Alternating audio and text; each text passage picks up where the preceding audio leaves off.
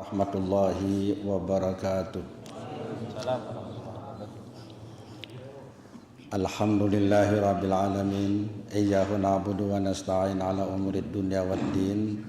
Wassalatu wassalamu ala sayyidil mursalin wa khatamin nabiyyin sayyidina wa nabiyyina wa maulana Muhammadin wa ala alihi tahirin wa sahabatihi tayyibin, amma ba'du. Bapak Direktur Utama yang sama-sama kita hormati dan sama-sama kita muliakan, Bapak-bapak dan Ibu yang dicintai dan dirahmati Allah Subhanahu wa taala. Alhamdulillah, puji dan syukur kita panjatkan kehadirat Allah Subhanahu wa taala sambil beriktikaf di dalam masjid ini dalam suasana yang nyaman, indah, sejuk dan menyenangkan. Kita diajak oleh Pak Dirut bersama-sama untuk tidak hanya berpikir urusan dunia, tapi juga berpikir untuk urusan masa depan kita yang akan kita hadapi, yaitu hari akhirat yang jauh lebih kekal, abadi, dengan masa yang teramat panjang, tidak seperti di dunia yang ya paling maksimal 100 tahun lah kita. Alhamdulillah, kita tentu berterima kasih kepada Pak Direktur Utama yang punya gagasan untuk melanjutkan pengajian yang pernah dulu ada dan sekarang mau dipermanenkan katanya, rutin tiap bulan. Apalagi masjidnya ini sudah luar biasa indah. Kita di sini ini istilah Nabi, masjid itu tuh rumahnya Allah. Kita berada di rumah Allah. Baitullah kalau bahasa Arab, Baitullah.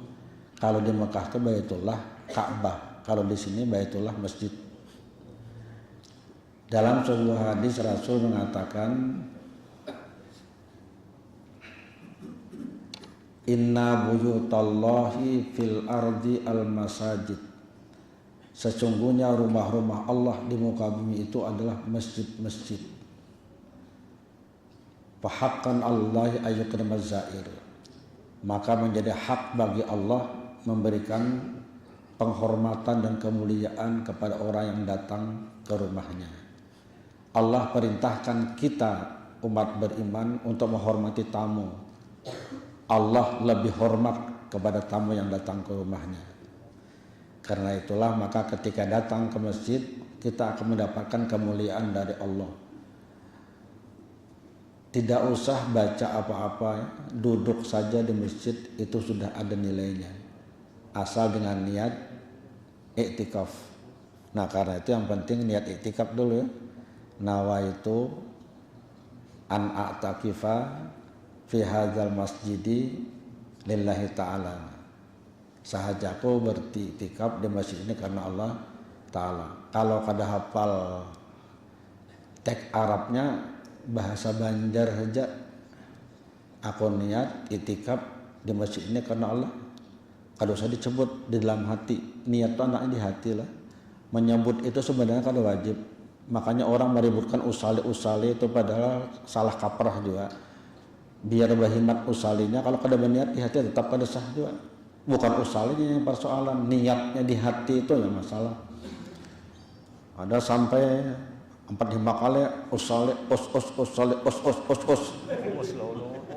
lalu jadi jadinya Pak Haji Muhammad pula. Untung ada banget dus jadinya, merubah dus jadi divisi. Tapi kada berniat kada apa-apa. Nah itu kira-kira macam itu lah. Jadi niat itu di hati. Sedangkan ucapan itu biasanya hanya mendukung supaya apa yang diniatkan di hati itu sinkron, jangan sampai keliru. Nah jadi kita berada di rumah Allah itu pertama. Yang kedua, saya selalu melihat ya, kalau ada pengajian yang dibuka, ini berarti pimpinan itu, ini istilah saya, maaf lah Pak Direktur nih, Pak Dirut, pemimpin itu kan ada yang ingin karyawan atau bawahannya atau anggotanya sukses besar di dunia, tapi lupa urusan akhirat. Semuanya maju, semuanya berkembang, semuanya sukses sesuai dengan tujuan yang ingin dicapai, tapi ketika meninggal dunia nggak punya apa-apa yang dibawa ke hadap Allah. Ini namanya sukses dunia, gagal akhirat. Yang diinginkan Nabi itu adalah di dunia sukses, di akhirat sukses. Makanya saya sering mengatakan, kalau ada pertemuan apalagi para pejabat yang ngajak-ngajak kita untuk ibadat, berarti itu pemimpin dunia akhirat namanya. Di dunia pemimpin sukses membawa lembaga dan institusinya, di akhirat sukses membawa rakyatnya ke dalam surga. Cuma kita di surga kada ada bangkalsel lah. Kalau panggilnya aku aja sampai ke akhirat konsisten bekerja di Bangkalsel. Nah di Padang Mahsyar itu ada lagi Bangkalsel. Yang ada adalah manfaat yang kita lakukan di sini, di sana akan diterima manfaatnya. Orang yang ikut di majelis taklim itu sebetulnya sudah berada di depan surga. Kita ini di seberang surga padahal sudah tinggal masuk aja lagi. Bapak pernah dengar, ibu-ibu pernah dengar orang melihat orang berambut masuk raudhah di mana? Di Madinah, berambut masuk. Bahkan sekarang ini kan diatur pakai aplikasi nusuk namanya. Kadang-kadang lagi sembarangan tuh. Kalau dulu bisa aja 2-3 kali kita masuk, sekarang sudah terbatas.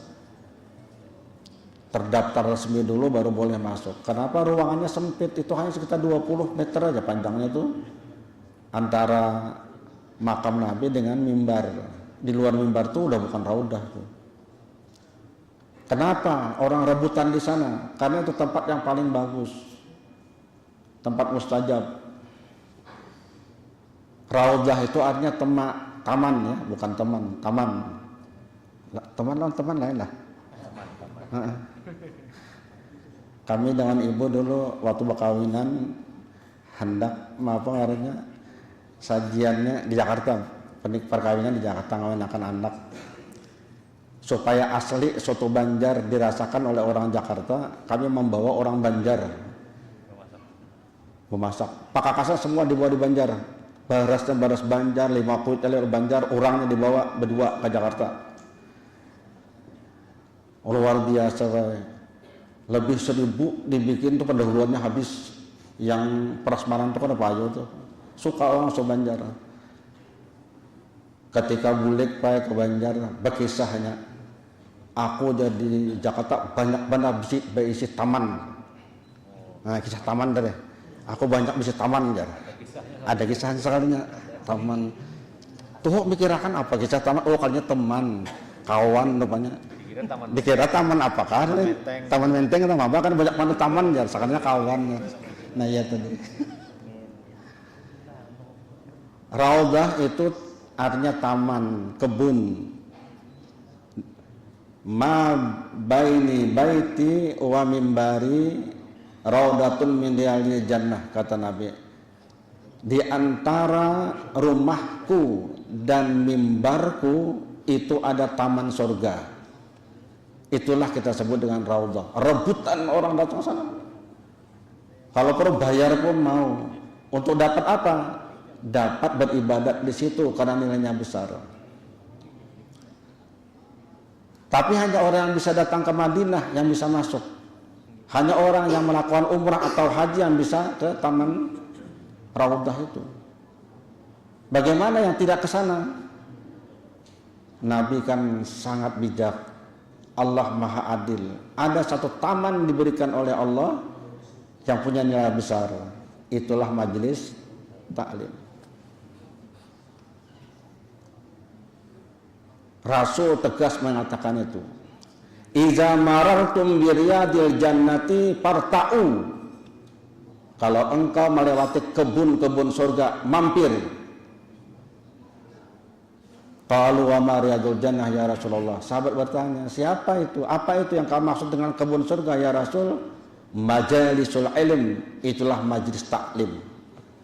Kita ini majelis taklim, makanya saya mengusulkan kita ada kitab yang dibaca supaya nanti kita punya pegangan, dan boleh kita cari terjemahannya kalau perlu, silahkan mau, atau kalau panitia menyiapkan nggak apa-apa, beli aja, tidak mahal lah.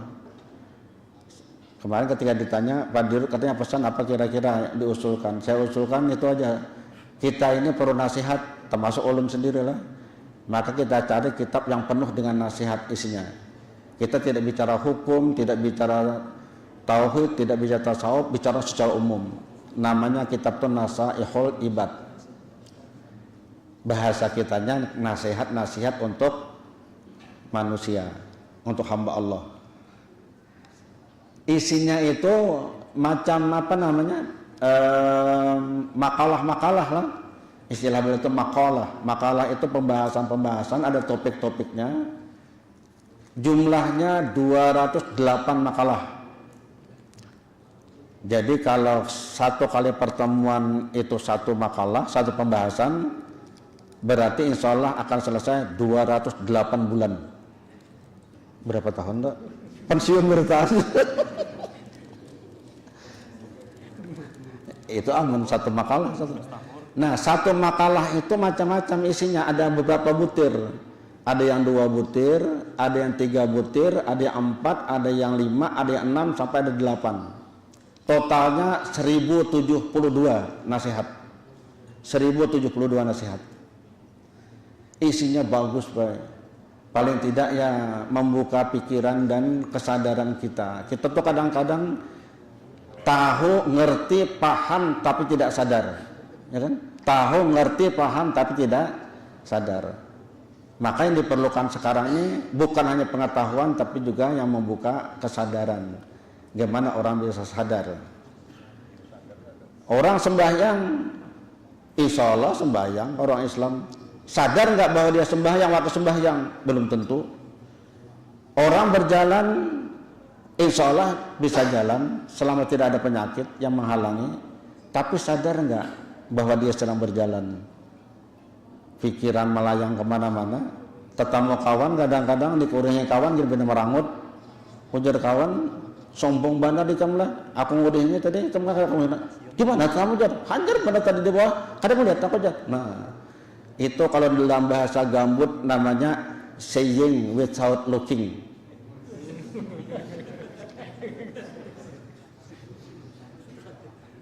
Apa itu? Mana Pak Haji Wan? Pajuan sebelah Pak. Apa artinya Pak Haji Wan? Seeing without looking itu betul. Melihat tapi kadang melihat. Pernah kita merasakan itulah. Karena pikiran kita melayang kemana-mana, kita melihat dinding tapi tidak dinding yang kita lihat.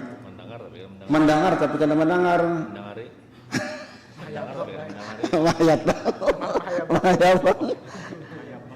Nah, jadi nasihat itu insya Allah isinya adalah, insya Allah ya, isinya itu mencoba membuka kita bersama-sama untuk sadar lah. Membuka kesadaran. Nah, jadi saya mohon izin kalau Pak Dirut berkenan, kita kitab itu aja yang kita baca. Ya. Kalau soal fikih kita akan ribut dengan soal perbedaan pendapat. Malah kita tegang, Pak. Ada bawa ketenangan, bau salih kakadakah, bakunut kakadakah. Itu sampai kiamat Pak kadang akan selesai. Sembayangnya aja kada.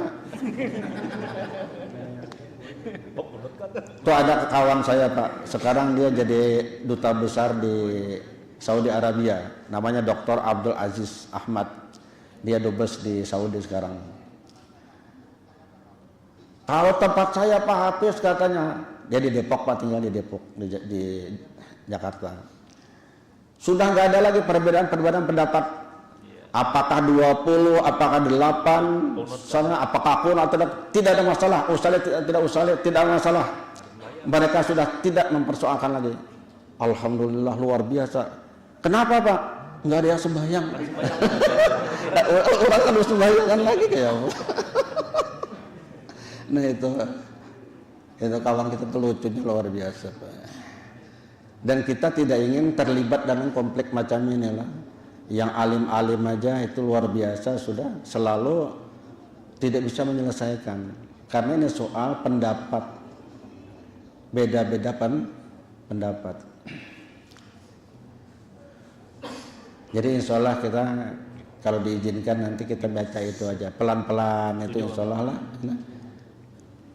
Yang pertama nih dua nasihatnya dulu, dua. Nah hari ini ada 2 ayat yang ingin kita bicarakan. Kita belum masuk ke kitab Nasaihul Ibad, kita masih lepas saja. Dan tadi saya tanya dengan kawan-kawan di pengelola, ini sampai jam berapa gerang kita nih durasinya nih? Terserah aja Pak Ajar. Sampai ke maghrib enggak ada apa-apa Jar. Nah, alhamdulillah. Jadi kalau pian bersedia sampai ke maghrib, alhamdulillah silahkan. Cuma ulun mohon izin berdahulu boleh. Dilanjutkan ada di sini. Dilanjutkan ada aja silakan. Ulun kada lawas.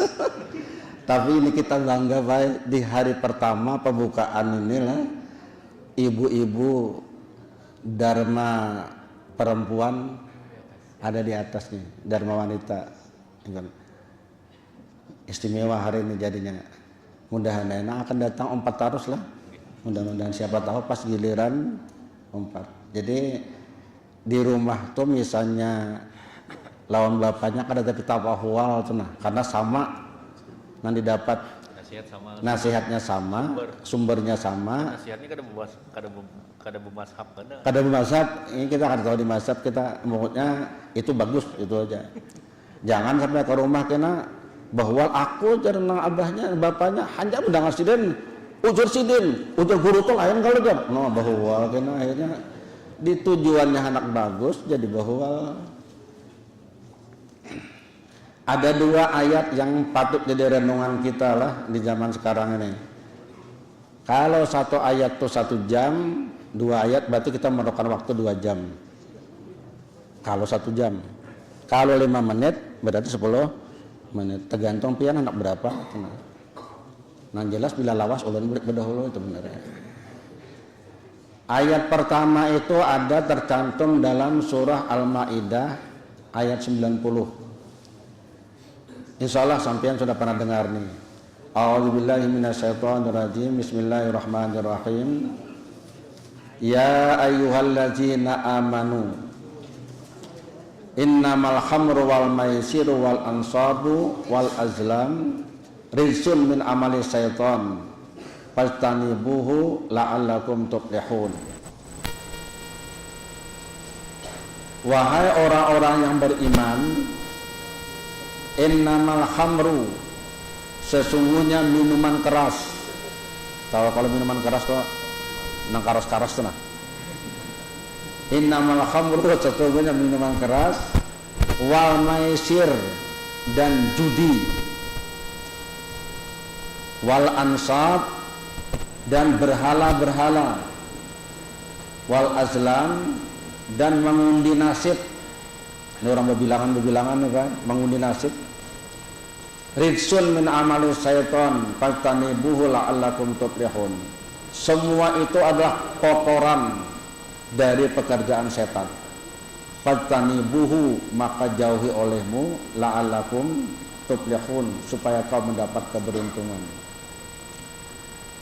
Dalam ayat ini Allah Subhanahu wa taala menjelaskan ada 4 hal yang wajib hukumnya dijauhi. Ada 4 perkara yang wajib dijauhi oleh setiap orang yang beriman. Karena 4 ini akan membawa kepada kerugian dunia dan akhirat. Yang pertama, al-khamr, minuman keras.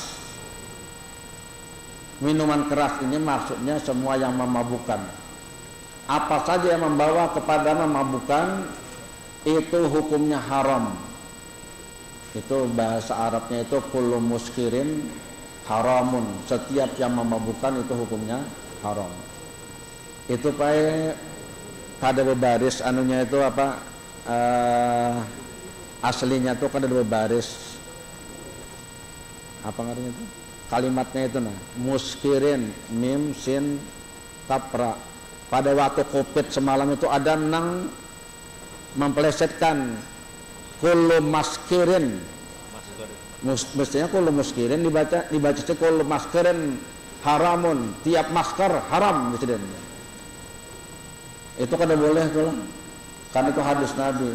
muskir, semua yang memabukkan itu hukumnya haram, apapun dia. Tapi yang dimaksud di sini adalah al-khamar. Yang kedua, maisir, judi. Judi itu artinya semua yang bersifat taruhan, ada untung, ada rugi, dan yang bersifat spekulatif, apapun bentuknya. Ada dana yang dikontribusikan, ada kemungkinan untung, ada kemungkinan rugi. Untung kalau dia menang dapat, rugi kalau dia kalah hilang. Nah, itu namanya maisir.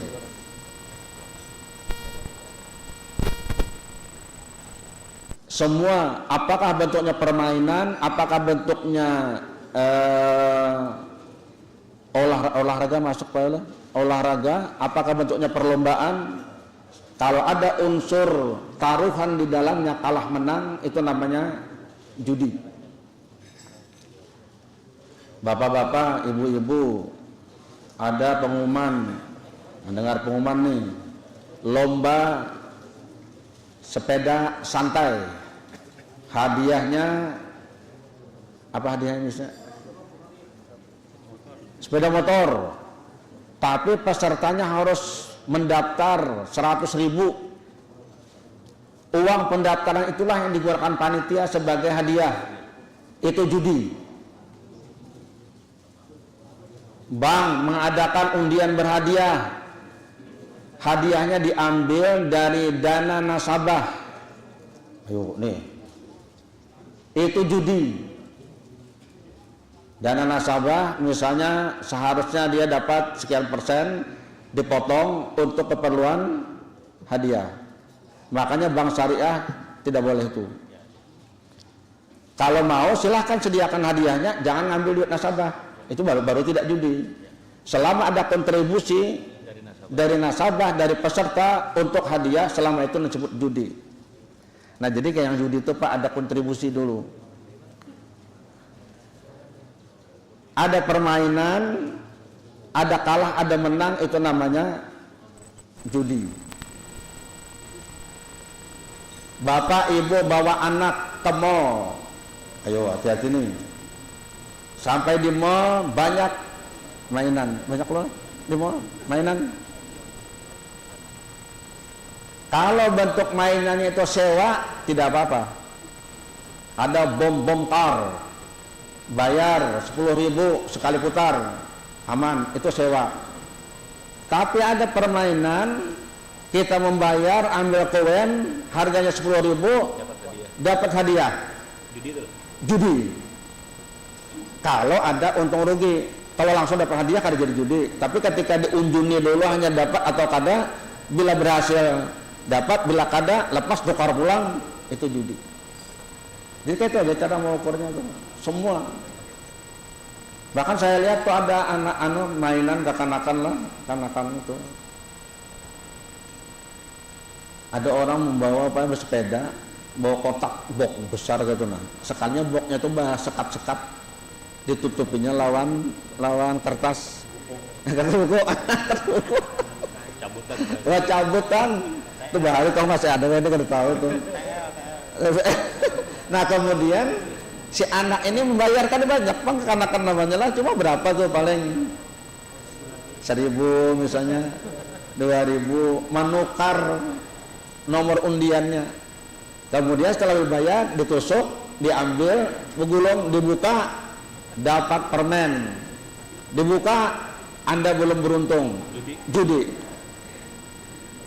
Jadi itu aja mengukurnya. Permainan kadang-kadang dijadikan cuma sekedar alat, intinya adalah judi.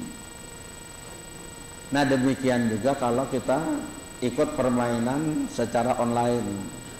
Kita membayar, kalau untung kita dapat, kalau gagal kita rugi. Itu judi. Sekarang namanya judo. Judo apa judul?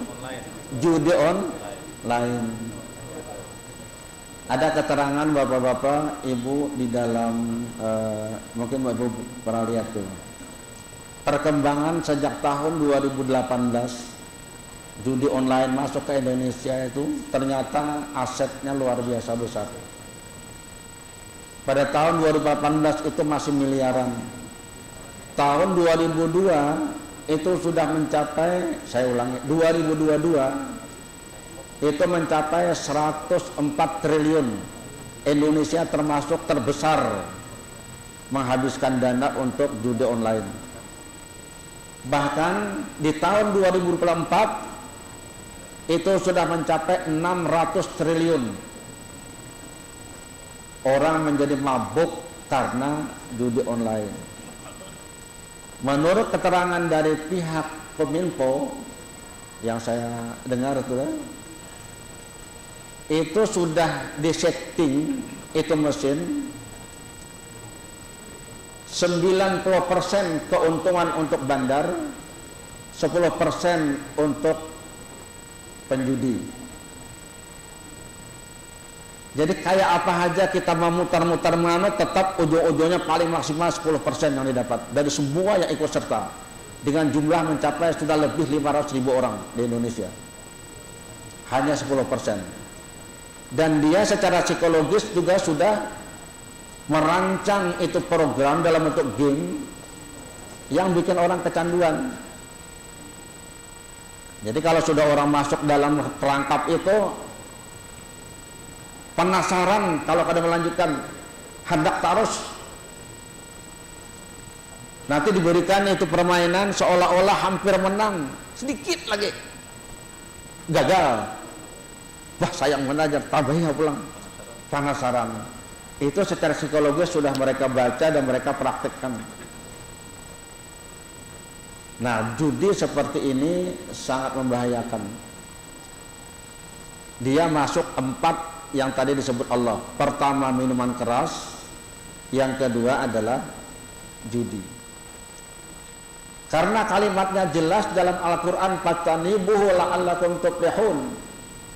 Jauhi, hindarkan, tinggalkan, kata Allah, agar kamu menjadi orang beruntung. Maka ulama seluruhnya tanpa kecuali sepakat judi termasuk judi online adalah haram. Apa ada enggak akibatnya kalau kita mengerjakan? Apakah hanya sekedar dosa? Ternyata bapak-bapak tidak.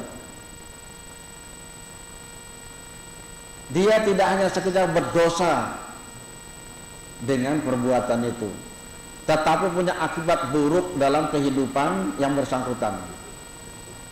Ketika dia dapat untung sekali, menang 1 kali, hasil judi adalah uang yang haram. Kemarin pada waktu kita tausiah di pernikahan anak Pak Patria, saya sudah sampaikan apa akibatnya orang yang makan yang haram. Saya masih ingat tuh, insya Allah.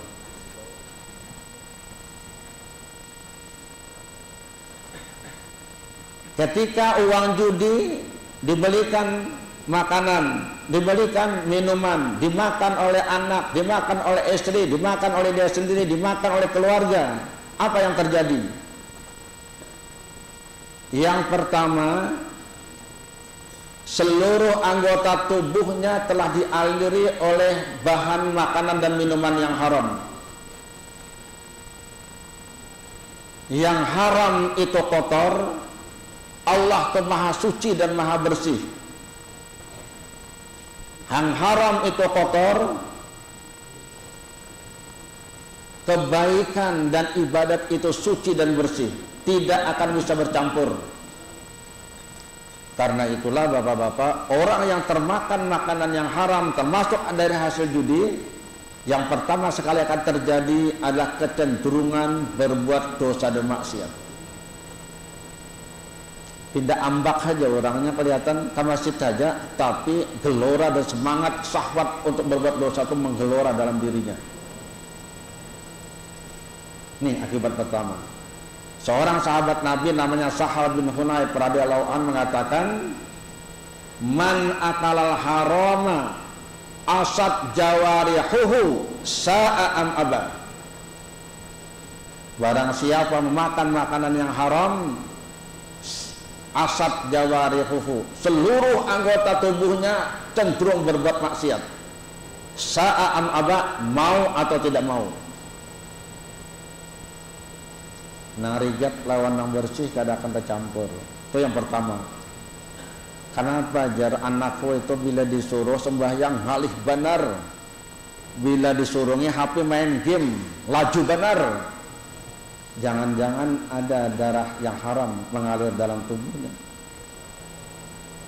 Bila disuruh sembahyang tolak ke masjid ngalih benar, abang sudah dibawa ke mall laju pada abahnya. Coba lihat kenapa? Jangan-jangan ada minuman haram yang pernah dia minum. Asad jawarihuhu, ada kecenderungan anggota tubuh kita ini untuk melakukan kejahatan. Ini Pak bahayanya dari segi agama lah. Belum lagi nanti dari judi online itu termasuk pidana itu. Kalau ketahuan itu ada hukumannya, pidananya. Yang kedua, berdoa tidak akan kabul-kabul. Tuhuk Pak Nar sudah berdoa, tak ada kabul-kabul juga. Sembahyang hajat tidak dikabulkan juga. Kenapa tidak dikabulkan? Kotor. Allah nggak suka yang kotor. Kita anak sembahyang aja harus berwudu, bersih dulu menghadap Tuhan. Sekarang tubuhnya kotor seluruhnya karena ada makanan dan minuman yang terserap oleh tubuh kita. Nabi pernah menceritakan bersih begini ya, memerintahkan kepada sahabat beliau namanya Sa'ad bin Abi Waqqas. Ya Sa'adu, wahai Sa'ad, atib mat'amaka takun mustajab ad-da'wah. Wahai Sa'ad, perbaiki makananmu supaya kamu makbul dalam berdoa, diterima doa kamu. Lalu Nabi pun bersumpah di situ, bersumpah banyak. Ini sumpahnya. Wallazi nafsu Muhammadin biyadi, demi Allah yang diri Muhammad ada dalam kekuasaannya. Innal abda la yaghdiqu harama fi jawab luqmatal harama fi jawfihi ma yutaqabbalu minhu amalun arba'ina yauman. Demi Allah Tuhan yang diriku berada dalam kekuasaannya, kalau ada seorang manusia menyuap satu suap makanan yang haram, maka Allah tidak akan terima ibadatnya, amalnya selama 40 hari. Sesuapan aja Pak. Kayak apa mon sapi yang berjubung, lindung betul berduduk. Nah ini kadang-kadang kada tersadari kita kalau lah asa biasa, rasa biasa, rasa biasa. Padahal itu luar biasa akibatnya. Lalu Nabi menceritakan, kata beliau, ada seorang laki-laki yang penuh dengan keringat, bajunya penuh dengan debu. Dia mengangkat tangan ke atas, ya Rabbu, ya Rabbu, ya Rabb, ya Allah, ya Allah, ya Tuhanku, ya Allah, ya Tuhanku. Dia berdoa kepada Allah. Tapi kata Rasul, wa mat'amu haram, makanannya makanan haram, wa masrabu haram, minumannya minuman yang haram, wa malbasuhu haram, pakaian yang dipakai pakaian yang haram. Fa anna yustajabu lah, gimana mungkin Tuhan mengabulkan? Itu Bapak, kalau ada pakaian di rumah kita itu loh yang haram, malaikat tidak mau masuk. Coba cek rumah, hati-hati tuh. Kalau ada pakaian haram, udah bakar ya sudah, atau beriakan dengan orang lain. Ibnu Abbas pernah mengatakan, man istara sauban bi asrata darahim wa fi dirhamin min haramin fala yaqbalullahu salatahu ma dama alaihi. Barang siapa membeli satu pakaian harganya 10 dirham, 1 dirham saja masuk barang yang haram, fala yaqbalullahu salatahu ma dama alaihi, Allah tidak akan terima sembahyangnya selama dia pakai pakaian itu. Nah ini Nabi itu ingin hidup kita bersih. Jangan sampai ada termakan barang yang haram sekecil apapun. Jadi kalau orang empat ujud online lah, termasuk yang lain-lain juga dapat menang, risikonya besar. Kalah duit habis. Kalau kata kayak apa? Baik tabung duitnya, tolak haji berdataan, bawa umrah halang padirut nah. Amin.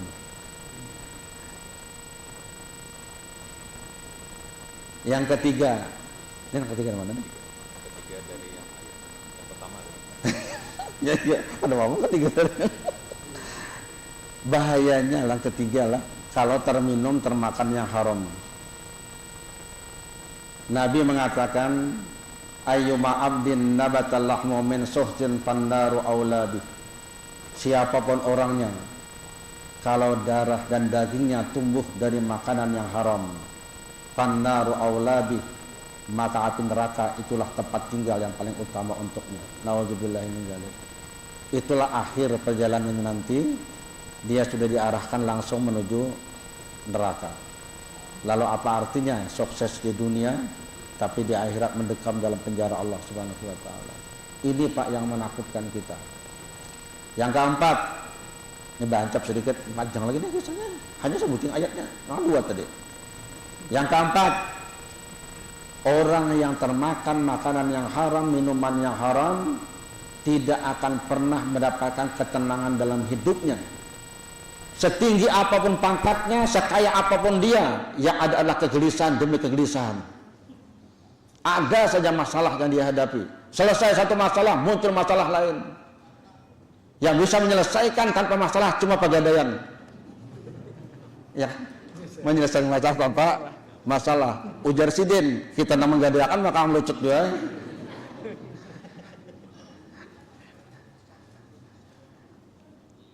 Jadi kalau misalnya, maaf Bapak Ibu lah, kalau pang kita kenapa lah, dilihat rezeki bagus benar, sudah lebih dari apa yang kita butuhkan.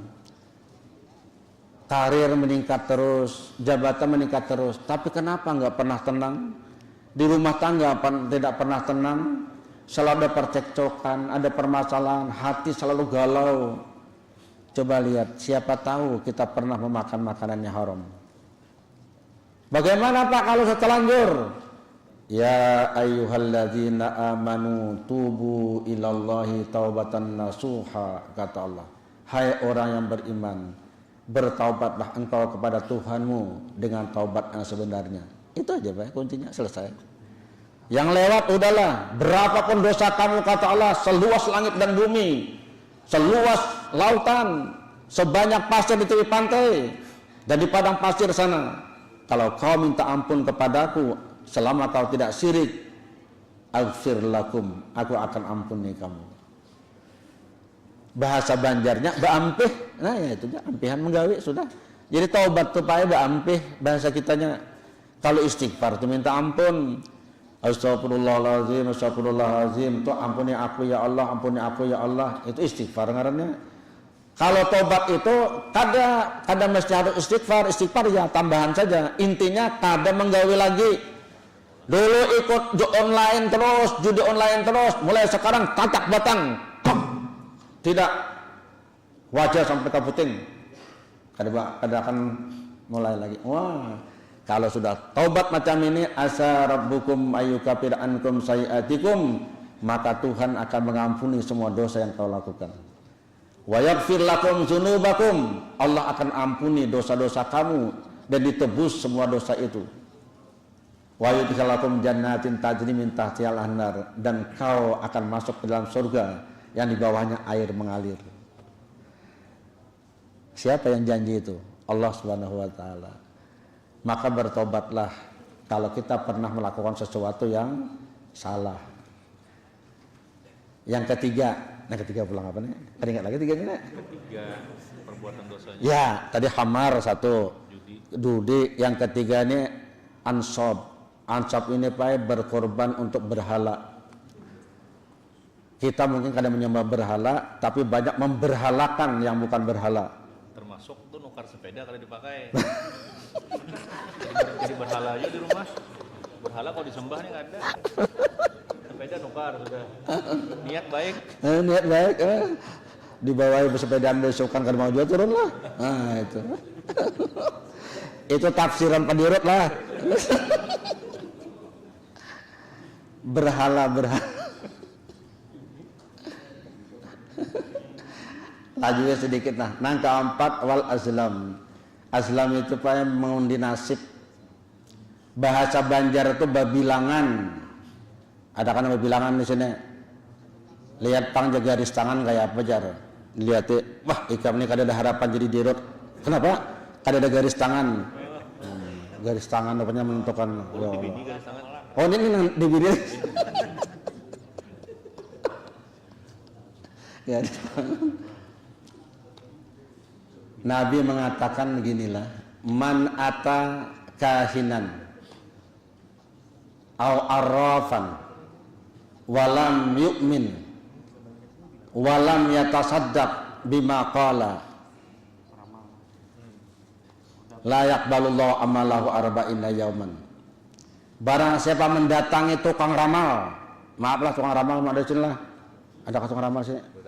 Aman. Video online-nya kira-kira banyak. Nah, ampihan hari ampihan. Hari ini hari pertaubatan nasuha. Pada ada kalau Pak Dirut ini mah hayal-hayal lagi juga. Pada nawadinya Bang. Apa tadi?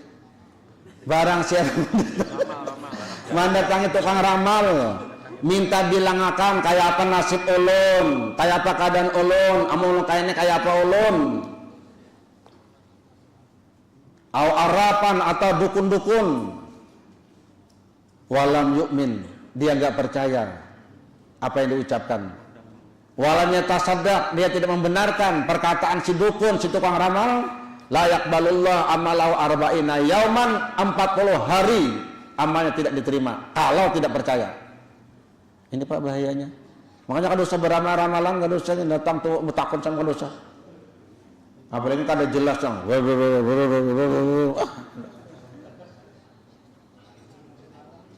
kenapa? Menjepit tangannya. Oh, apalagi menjepit tangannya kena no. Wah, pian ini jarah. Nak suah berarti ini. Nanti lang. Waman ata kahinan au arrafan wa yu'min wa yatasaddaq bima qal faqad bari'a unzila alayya. Siapa mendatangi tukang ramal, dukun-dukun, tukang bilangan, dia percaya, dia benarkan apa yang dia ucapkan, faqad bari'a bi'a unzila alayya, maka dia sudah lepas dari apa yang aku diutus untuk itu. Aku Nabi kan ada tanggung jawab lagi, lepas sudah dari aku tuh. Ya pokoknya bekerja, berdoa, sukses. Tidak usah pakai ramalan, termasuk ramalan bintang. Ada bintang apa tuh? Ada bintang Kejora, Scorpio. Siapa Scorpio? Siapa nih? Ada bintang Gemini, Aquarius. Minggu ini Anda beruntung akan mendapatkan rezeki yang banyak dari berbagai sumber. Semingguan mahadang, tak ada datang juga. Bila percaya berarti kena. Dia kena. Udah, sekarang tutup zodiak. Selamat tinggal zodiak. Aku lahir sebagai warga besar Bangkalsel yang baru. Wah, mantap semua sekali. Habis sudah, 4 selesai. Ayat pertama. Apa beliau? Nah itu artinya nang buju-buju mendengarkan masuk tengah kanan masuk ke dalam. Juru tulis di. Oh juru. Ayat kedua. Ini berapa sudah nih? Astagfirullahaladzim. Nah kayak apa nih? Lanjutan kah atau pian kah? Lanjut. Ini terserah beliau aja lah. Dan pian kada kawa bulik bila ke beliau kada berdiri lah. Nang berceramah, biasanya ceramahnya baik lah. Nang lapah tuh nang mendengar. Wujudan. Kalau kita hadir dalam ceramah, kegiatan pengajian apapun, nang lapah tuh nang mendengar. Nang ceramah kan lapah. Cuma imbahnya lucu. Ini nang lapah berarti. Nah, biar duduk saling nyamanan, ada minuman segala. Ulang kan orang minum nah. Tadi ditawari Pak Dirut, apa nggak tadi sudah. Pian lah sambil nyaman banget ada minuman. Tahu. Anak ada mah habis tuh kayak apa? Nyamannya sudah selagi sambil minuman. Nah ini bagusnya apa nih? Arsila tepai aman baik. Arsila aman. Tapi kalau maaflah kristal jangan. Kristal jangan lagi. Dia pernah mengajukan ke Majelis Ulama minta label halal, sertifikat halal bukan label, sertifikat halal. Setelah dilakukan penelitian ternyata salah satu bahan yang dipakai oleh kristal, maaflah ini kadang bukan urusan bisnis, urusan halal haram nih. Ternyata ada rum. Rum itu khamar. Yang baru kita bicarakan. Rum itu khamar. Memang akan menghasilkan sesuatu yang empuk, yang nyaman, yang mengubah rasa supaya menjadi lebih nyaman dan lebih lembut. Tapi karena itu rum adalah khamar, khamar itu hukumnya haram, maka Majelis Ulama tidak mau mengeluarkan sertifikat halal. Diminta mereka membuang itu. Ternyata tidak mau sampai hari ini. Makanya nggak ada label halal di kristal apapun produknya. Kalau Arsila ada insya Allah. Ada enggak? Ini sudah dikasih. Ada. Nah ini. Ada halal nih, aman. Ini bukan promosi perusahaan lah. Bukan. Sampai mencek kalau diambil buatnya. Sampai mencek juga. Sampai mencek juga aja kalau udah hilang. Nanti hijau sama juga.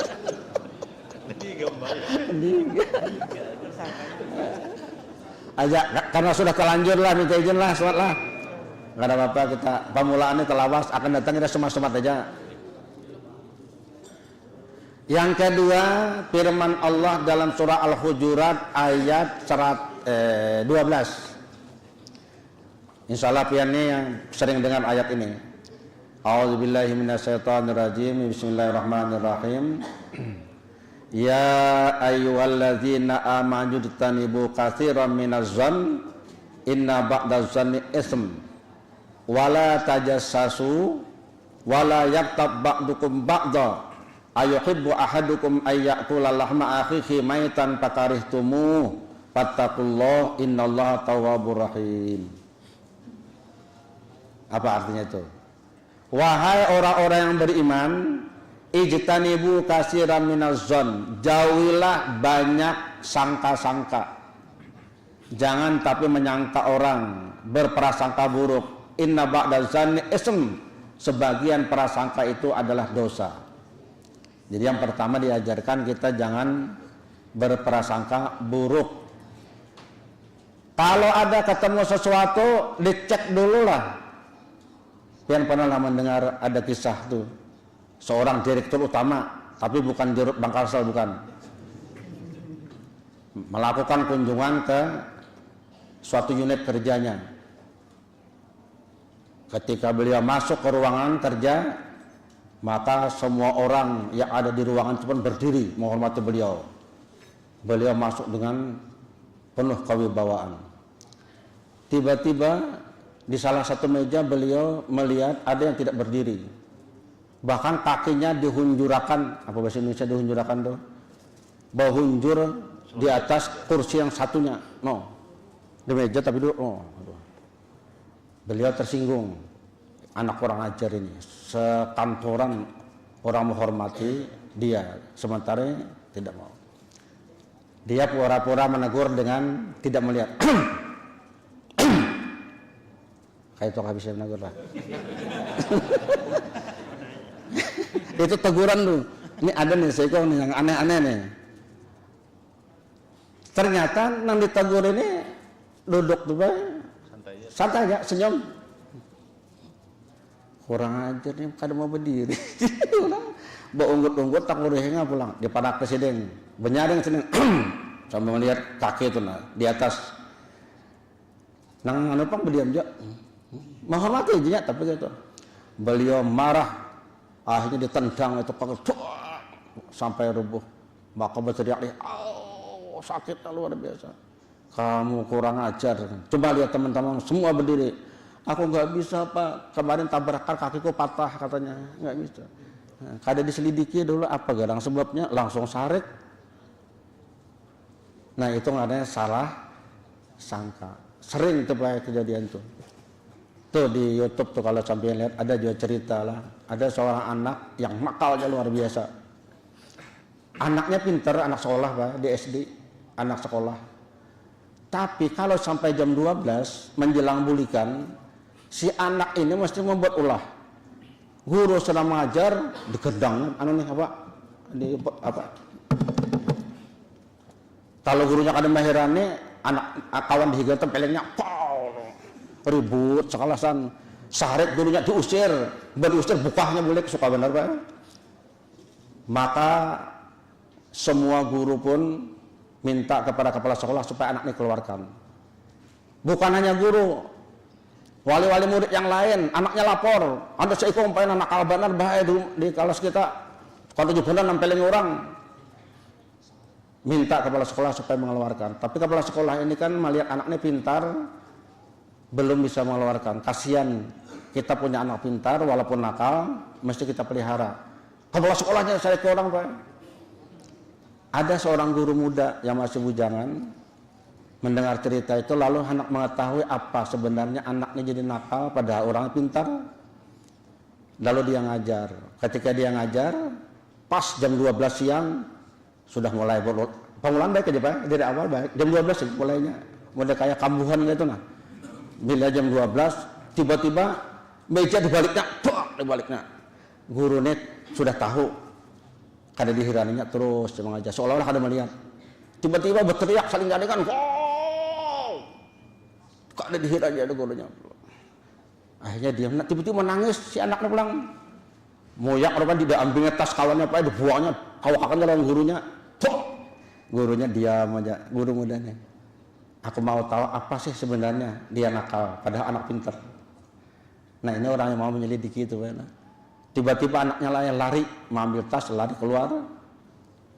Dibubarkan kelas, diikuti oleh siapa tadi? Oleh si guru, guru muda nih, ikuti dari jauh. Ikut terus kita.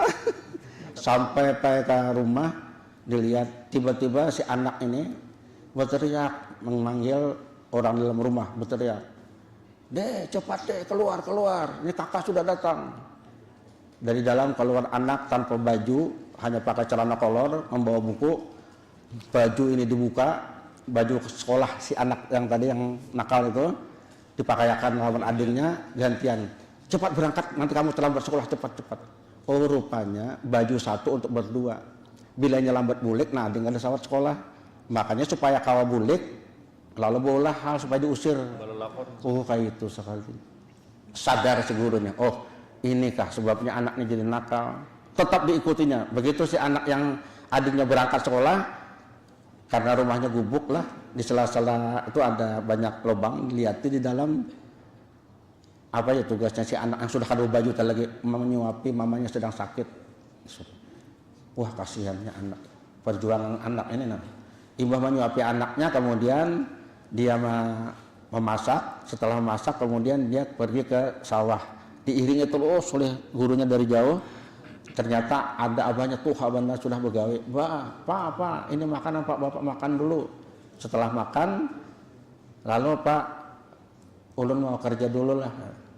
Diiringi terus oleh gurunya. Ternyata pergi ke pasar. Di pasar itu pekerjaannya apa? Menjual kantong kresek. Diambil di sebuah toko, kemudian ditawarkan kepada ibu-ibu, bukan pedagang Pak, ibu-ibu nang pembeli nah belanja. Dan ini dia membantu membawakan mengangkutkan barang. Dari hasil itulah dia membiayai keluarganya. Tidak ada kelihatan nakal sedikit-dikit. Betul-betul bekerja untuk keluarga. Menangislah si guru ini. Kemudian dia pulang ke rumah, dia bertekad ingin membantu. Aku harus ambil alih perannya.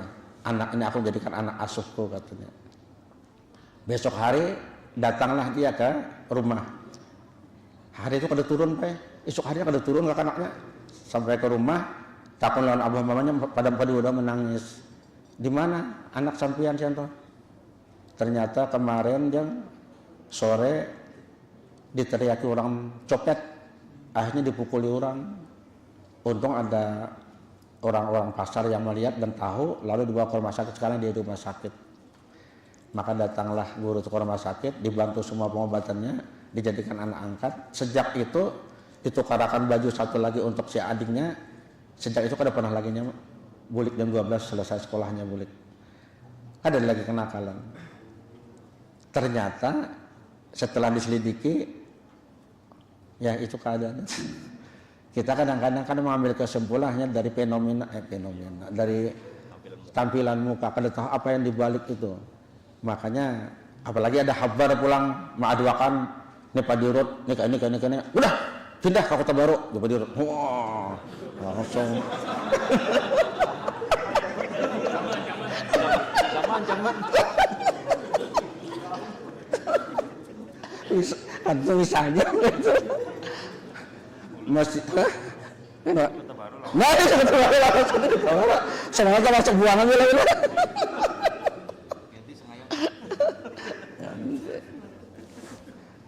Makanya kalau dalam Quran itu mengatakanlah, ya ayyuhallazina amanu in ja'akum fasiqun binaba'in fatabayanu. Hai orang beriman, kalau ada informasi disampaikan orang-orang yang fasik, fatabayanu, cek and recheck dulu kebenarannya, kata Allah. Jangan sampai engkau salah menjatuhkan putusan atau hukuman sementara kau tidak tahu persoalan sesungguhnya. In ja'akum fasiqun binaba'in fatabayanu antusibu qauman bijahalah fatusbihu ala ma fa'altum nadimin, kau akan menyesal setelah itu. Jangan berprasangka buruk, langsung buruk. Itu ada kisah apa lah. Ini kita kisahnya sampai maghrib, udah tahu lagi sampai maghrib. Ada seorang tuan guru, ustadz, suatu saat, ini sidin seorang bagi saya, kisah nyatanya. Berkisah ke saya dulu Pak, diundang ceramah di komplek pelacuran itu apa? Pada dengarnya komplek. Apa nang komplek pelacuran itu nang? Lokalisasi pelacuran. Ini Pak, biarpun gawiannya nang kayak itu tetap aja tahu aja sini tahu aja. itu Pak, tetap aja ada peringatan Maulid, ada peringatan Isra Mi'raj, mereka tetap aja melaksanakan kegiatan. Dan kalau sudah hadir di pengajian itu Pak, liput jilbabnya. Maka beliau pun ceramahlah di situ dengan hati ini kan jelas ya, mudah-mudahan ceramah pun ada manfaatnya. Nah, tahu ya, ini lokalisasi ini tahu aja, sidin tahu benar. Esok harinya Pak, beberapa hari kemudian sidin berjalan lawan bini sidin di pasar, tatamu lawan jamaah itu panang pakaian serba minim itu nah. Assalamualaikum guru, waalaikumsalam sidin. Apabila pian kawadah kami pulang,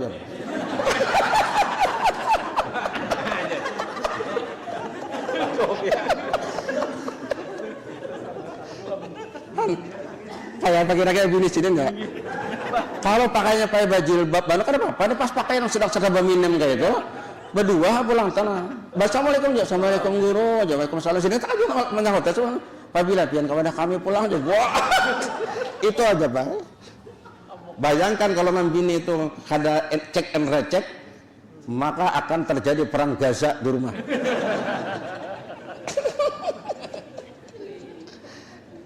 Makanya kata Allah, istanibu katsiran minazan. Yang kedua, wala tajassasu. Ini ayat tadi. Jangan cari-cari kesalahan orang. Nah, ini Pak, ini termasuk politik, dalam politik nih. Tidak boleh mencari-cari kesalahan orang. Kalau dicari Pak, ada talus. Yang namanya kita manusia pasti punya kesalahan. Rasul yang mengatakan, kullu bani Adam khata', setiap manusia pasti punya kesalahan, kata Nabi. Wa khairu hatta'in at-tawwabun, dan sebaik-baik orang yang salah itu orang yang bertaubat. Jangan cari kesalahan orang. Istilah guru sekompol itu jangan tapi menggaduh orang, pang pikiran diri seorang aja.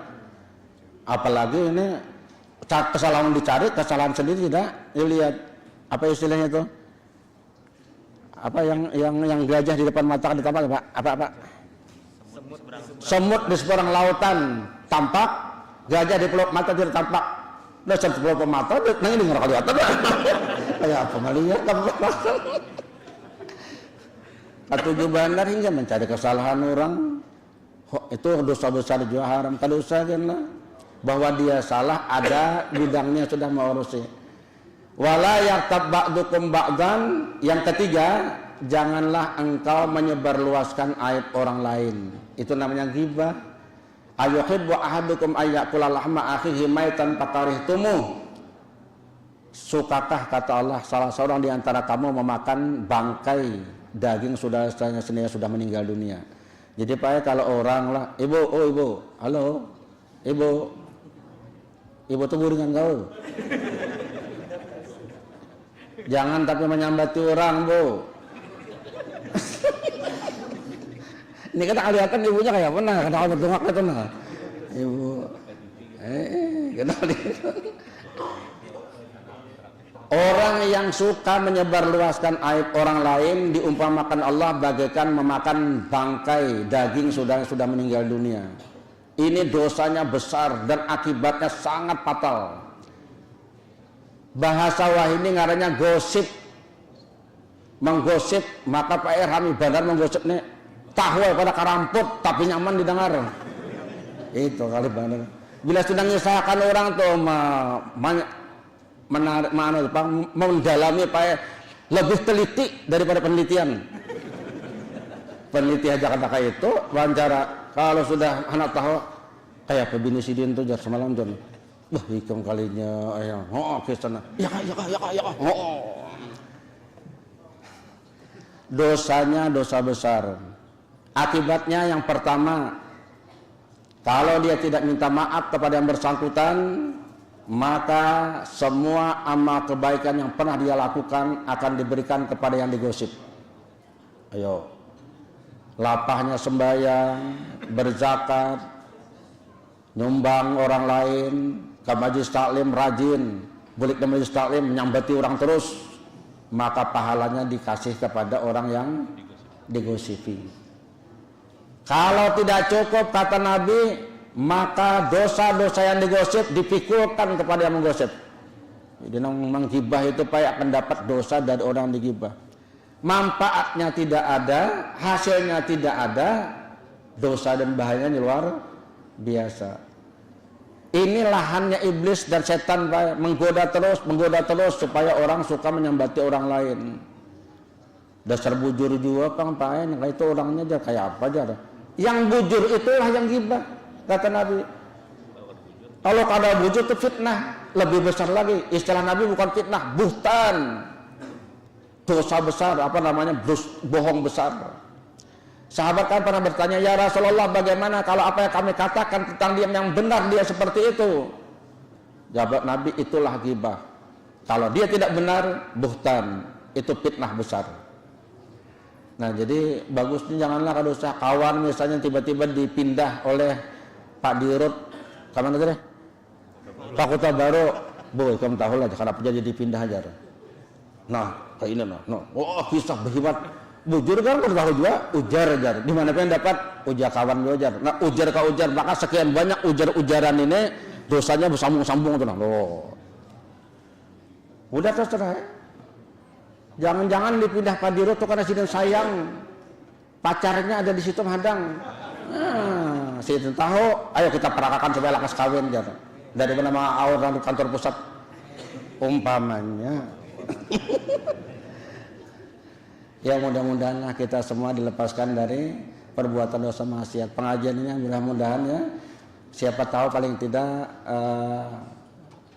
kita dapat pahala dengan pertama. Terima kasih kepada Pak Dirut dan pelaksana semua yang sudah melakukan kegiatan ini.